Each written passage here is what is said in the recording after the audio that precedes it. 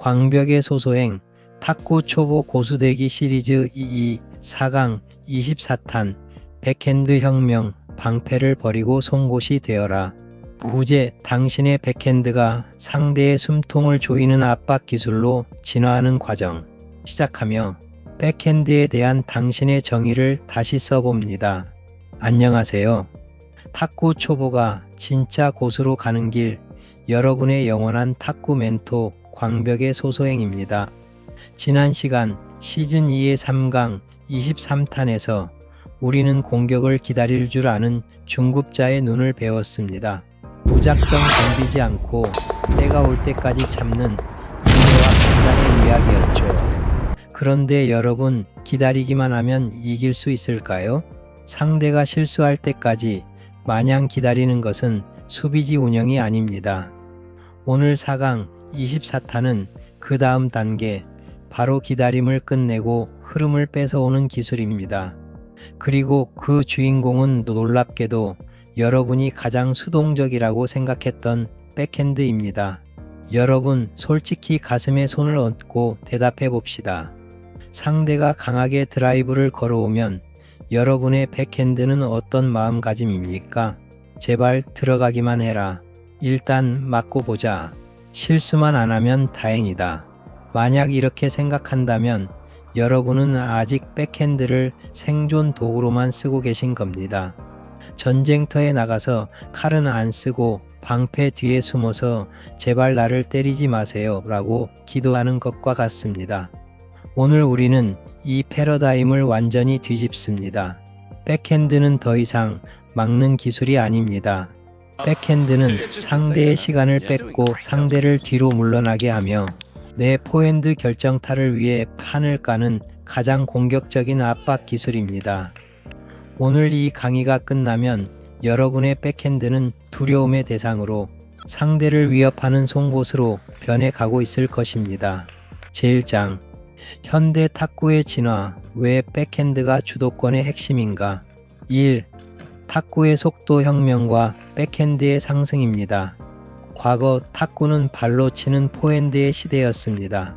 백핸드는 포핸드를 치기 위해 시간을 벌어주는 보조수단에 불과했죠. 하지만 현대 탁구는 다릅니다. 공의 변화로는 플라스틱 볼사십 시대로 넘어오면서 공의 회전량은 줄고 반발력은 미세하게 변했습니다. 선수들의 포지션 변화도 있습니다. 현대 탁구에서 선수들은 테이블에서 물러나지 않습니다.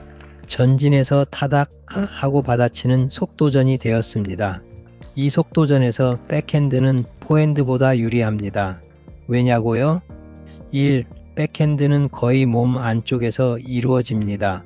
포핸드는 몸 바깥으로 스윙을 빼야 하지만 백핸드는 몸 앞에서 바로 나갑니다. 준비 시간이 압도적으로 짧습니다. 2. 동선이 짧습니다. 테이크백부터 임팩트까지의 거리가 포핸드의 절반도 안 됩니다. 3. 사각이 없습니다. 몸통 깊숙이 오는 공, 왼쪽 깊숙이 오는 공 모두 백핸드 하나로 커버가 됩니다. 즉, 백핸드는 탁구대 위에서 시간을 지배하는 기술입니다. 상대보다 반박자 빠르게 칠 수 있는 유일한 무기죠. 이 강력한 무기를 수비용으로만 쓴다는 건 엄청난 낭비입니다. 2. 백핸드에 대한 3가지 치명적 오해입니다. 생활체육 탁구장에서 많이 듣는 조언이 있습니다. 백은 안전하게 대주기만 해. 물론 입문 단계에서는 이 말이 진리입니다. 하지만 중급자로 가려는 여러분에게는 이 말은 이제 독이 됩니다. 오해 1. 백핸드는 수비다. 아니요. 백핸드는 상대의 공격을 역이용하는 카운터 어택의 시발점입니다. 오해 2. 백핸드는 파워가 약하다. 틀렸습니다. 백핸드는 체중을 실어 밀어내는 힘과 손목의 스냅을 이용해 포핸드 못지않은 날카로움을 가질 수 있습니다. 오해 3. 백핸드는 연결용이다. 아닙니다. 백핸드는 이제 상대를 흔들어 포핸드 찬스를 만드는 설계용입니다. 오늘부터 백핸드의 정의를 수정해 봐야겠습니다. 백핸드는 사용하기에 따라 방패만이 아니라 정말 짧고 날카로운 단검입니다. 제2장 백핸드 주도권 확보를 위한 3대 원칙입니다. 백핸드를 넘기는 기술에서 압박하는 기술로 바꾸기 위해 필요한 3가지 핵심 요소를 정리해 드립니다. 이 3가지가 동시에 작동해야 중급자의 백핸드가 완성됩니다. 원칙 1. 먼저 근접 압박입니다. 이 근접 압박의 개념은 테이블에서 멀어지면 백핸드는 죽습니다. 공이 정점을 찍고 떨어질 때 치면 위력이 없습니다. 실행하는 위치는 테이블 엔드라인에서 30cm 이내로 붙으세요. 마치 테이블을 먹어버릴 듯이 다가가야 합니다. 효과로는 내가 앞에서 치면 공이 상대에게 도달하는 시간이 짧아집니다. 상대는 준비할 시간이 사라지고 결국 허둥지둥 대주기만 하게 됩니다. 이것이 바로 공간으로 시간을 죽이는 압박 전략입니다. 원칙 2. 타이밍 선점입니다. 타이밍 선점의 개념을 설명하면 막는다는 건 공을 보고 반응하는 것입니다.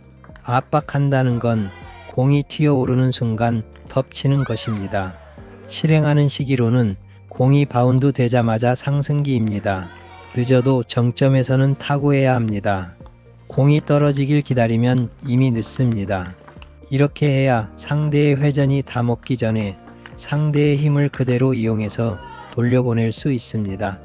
힘을 들이지 않고도 빠르고 강한 공을 보낼 수 있는 비결이죠. 원칙 3. 위치를 장악해야 합니다. 개념을 챙기셔야죠. 공을 아무데나 넘기면 안 되겠죠. 상대가 가장 아파하는 곳을 찌릅니다. 대체로 상대의 백핸드 깊은 곳이나 미들, 즉 몸통이나 오른쪽 겨드랑이를 집요하게 노립니다. 이런 효과로 상대의 발을 묶고 자세를 무너뜨려 다음 공을 찬스볼로 만들고 어려운 상황을 이겨낼 수 있습니다. 제3장 기술 심화로 백핸드 블록에서 카운터로 진화하는 3단계 메커니즘입니다. 이제 구체적으로 어떻게 쳐야 하는지 기술적인 디테일을 파헤쳐 보겠습니다. 단순히 라켓만 갖다 대는 수동적 블록에서 상대를 밀어내는 능동적 카운터로 가는 단계별 훈련법입니다. 1단계로 안정적인 블록으로 단단한 벽을 세웁니다. 이건 기초 중의 기초지만 점검하고 넘어가야 합니다. 목표로는 정확성과 상대의 회전력을 흡수하는 것입니다. 자세는 라켓 각도를 상대 회전에 맞춰 고정합니다. 상회전이면 닫고 하회전이면 열고 횡회전은 공이 라켓을 타고 옆으로 밀려버리므로 상대 공의 회전 각도를 보고 좌우 각도를 조정하여 흡수 블록하는 것이 핵심입니다. 이때의 동작으로는 임팩트 순간 라켓이 뒤로 밀리면 안 됩니다. 엄지손가락으로 라켓 뒷면을 꾹 눌러 지지해 줍니다. 핵심은 공을 치지 않습니다. 손목은 고정하고 힘은 60% 정도만 주고 맞는 순간 힘을 살짝 빼줍니다. 공이 와서 내 라켓에 부딪히게 합니다. 네트 위 10cm 높이로 낮고 안전하게 깔려가는 것이 합격 기준입니다. 2단계 능동 블록으로 공을 짓누릅니다. 여기서부터가 중급 기술입니다. 그냥 막는 게 아니라 공에 내 마음과 의지를 담습니다. 이 능동 블록의 목표는 깊이와 구질의 무게감에 있습니다. 동작으로는 공이 라켓에 맞는 순간 가만히 있는 게 아니라 전환 팔뚝을 살짝 앞으로 내밀어 줍니다. 마치 공을 라켓으로 꾹 눌러서 짜내는 듯한 느낌으로 말입니다. 포인트로는 손목은 고정합니다. 오로지 팔꿈치를 축으로 전환의 힘으로 밀어야 합니다. 이렇게 하면 효과는 공이 죽지 않고 살아서 길게 뻗어나갑니다. 상대는 블록인데 왜 이렇게 공이 묵직하지? 라고 느끼게 됩니다. 마지막 3단계는 전진 카운터로 박자를 뺐습니다. 이것이 오늘의 최종 목표입니다. 수비하다가 갑자기 공격으로 전환하는 기술입니다. 이 전진 카운터의 목표는 선제권 탈환에 있습니다. 타이밍은 공이 내 테이블에 바운드 되자마자 따닥 하는 박자입니다. 동작은 몸의 중심인 배꼽을 테이블 쪽으로 살짝 밀어 넣으며 라켓을 짧고 간결하게 앞으로 뻗습니다. 체중 이동은 발 뒤꿈치를 들고 체중을 앞꿈치에 100% 싣습니다. 몸 전체가 공과 함께 앞으로 나가는 느낌이어야 합니다. 이 전진 카운터의 핵심은 힘으로 세게 치는 게 아닙니다. 상대 공의 반발력과 나의 체중 이동과 빠른 박자가 하나로 합쳐져서 엄청난 속도를 만들어내는 것입니다. 제4장 실전 전술로 상대의 영혼을 터는 백핸드 위치 선정입니다. 기술이 좋아도 코스가 뻔하면 고수에게는 통하지 않습니다. 백핸드 주도권의 50%는 코스에서 나옵니다. 잘 아시겠지만 상대를 괴롭히는 3가지 악마의 코스를 소개합니다. 첫 번째 코스는 백사이드 딥입니다. 위치는 상대 테이블 백쪽 모서리 끝 엔드라인 깊숙이가 정답입니다. 의도는 상대를 테이블에서 떨어뜨리는 게 목적입니다. 공이 길게 오면 상대는 뒤로 물러날 수밖에 없고 그러면 각이 넓어져서 내가 요리하기 쉬워집니다. 이 동작의 팁으로는 라켓을 밀 때 팔로 우스루를 길게 가져가는 것입니다. 두 번째 코스는 바디샷입니다. 공격의 위치는 상대의 오른쪽 겨드랑이 또는 배꼽 근처가 예술이죠. 의도는 이 코스로 빠르게 오는 공은 탁구에서 가장 받기 까다로운 코스입니다. 포핸드로 치기도 애매하고 백핸드로 치려면 몸을 비켜야 하니까요. 이 찰나의 망설임이 상대의 스윙을 꼬이게 만듭니다. 팁으로는 상대가 공격형이고 드라이브가 강하다면 무조건 이 미들 코스를 공략할 줄 알아야 합니다. 세 번째 코스는 사이드 스위치입니다. 이 사이드 스위치는 백핸드 대결을 하다가 기습적으로 상대 포핸드 쪽으로 빼는 것입니다. 의도로는 당연히 상대의 발을 묶는 것입니다. 백 쪽에 집중하고 있던 상대의 중심을 무너뜨려 지키지 못하고 텅 빈 오픈 코트를 만드는 것이 목적입니다. 팁으로는 라켓 각도만 살짝 틀어서 손목으로 툭 보내야 합니다. 몸 전체를 돌리면 상대가 눈치챕니다. 제5장 따라하기 실습으로 백핸드의 주도권을 탈환하는 패턴 드릴 3종입니다. 탁구장에서 파트너와 혹은 로봇과 함께 할 수 있는 구체적인 루틴입니다. 이 3가지 패턴만 몸에 익혀도 시합의 흐름이 바뀝니다. 패턴 1. 리듬 뺏기 2+1 전법입니다. 이 2+1 전법의 구성은 안정한 블록을 이외하고 빠른 카운터로 1회 치르기다. 방법으로는 상대의 드라이브를 2번은 부드럽게 받아주며 안심시킵니다. 그리고 세 번째 공이 올 때 한 발짝 들어가며 박자를 빠르게 따닥하고 밀어버립니다. 이렇게 하면 상대는 일정한 리듬에 적응해 있다가 갑자기 빨라진 3구째에 타이밍을 뺏겨 범실을 하게 됩니다. 패턴 2. 각도 찍기입니다. 즉 백 크로스에서 백 스트레이트로 각도를 찢어버리는 것이지요.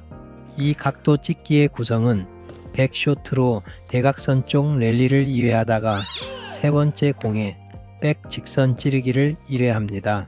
방법은 백핸드 대각선 랠리를 하다가 라켓 끝을 살짝 안으로 당기거나 몸을 틀지 않은 채 손목 각도만 조절하여 상대의 포핸드 쪽 직선으로 빠르게 찔러 넣습니다. 이렇게 하면 상대가 백 쪽에 몰려 있기에 반대쪽이 텅 비게 됩니다. 즉 빈집털이죠. 이 방법이 가장 흔히 사용되는 득점 확률이 가장 높은 패턴입니다. 패턴 3. 셋업 앤드 스매시입니다. 즉 백 쪽을 거세게 압박한 후 포핸드 쪽으로 결정타를 날리는 패턴입니다. 이 셋업 앤드 스매시의 구성은 백 쪽으로 깊게 찔러 압박하면 상대의 리턴이 약간 흐트러지는 것을 노려 돌아서서 포핸드로 결정타를 날리는 것이죠. 방법은 백핸드 쪽 능동 블록으로 상대 백 쪽 깊숙이 찔러 넣습니다. 상대가 밀려서 엉거주춤 넘겨주면 그때를 놓치지 않고 18탄에서 배운 대로 돌아서서 포핸드 결정타를 날립니다. 이것이 백핸드는 조연이고 포핸드는 주연이 되는 아주 멋지고 완벽한 시나리오이자 예술 아니겠습니까? 제6장 멘탈 트레이닝도 중요합니다. 중급자의 마인드셋은 막는 순간이 공격이다라는 생각으로 무장해야 합니다. 이를 위해 이제는 초보일 때와는 달리 뇌의 회로를 바꿔야 합니다. 중급자로 갈수록 기술적인 훈련만큼 중요한 것이 바로 인식의 전환입니다. 첫 번째로 쫄지 마세요. 당신이 더 빠르게 공격할 수 있습니다.